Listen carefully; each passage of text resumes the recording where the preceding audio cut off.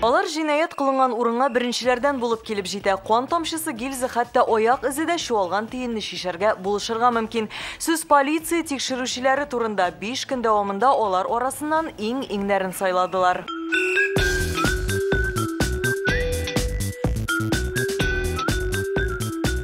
Кануннарны төгәл белү, тез итеп ату вакытында беренче медицина ярдәмен күрсәтү, җитезлеккә йөгерү. Бу конкурс шартлары. Аларның барысында чаллы егете төгәл үти. Тикшерүче булып 4 кенә ел эшләсә дә, наркотикларның законсыз әйләнеше икътисади җинаятларны ачыклауда зур өлеш кертә ул. Көннәр буе җигердем инде, көннәр буе аттым пистолеттан, укыдым көннәр буе.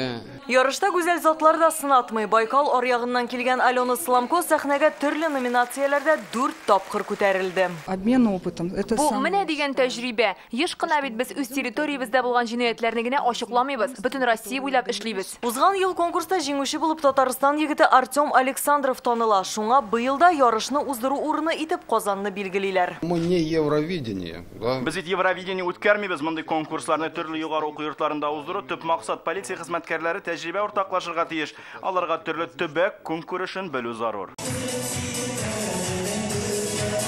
Тантананың рәсми өлешен менә шундый концерт программасы белән дә бизиләр һәм иң кызыгысы шунда, сәхнәдә профессионал җырчылар түгел, ә чын полиция хезмәткәрләре. Шулай сынатмый алар. Киләсе елда конкурсны кая гына билгеләсәләр дә беренчелекне бирмәскә тырышачакбыз диләр.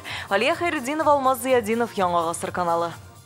Смотрите все новости дня, программы и фильмы в наилучшем качестве на YouTube-канале ТНВ. Подписывайтесь.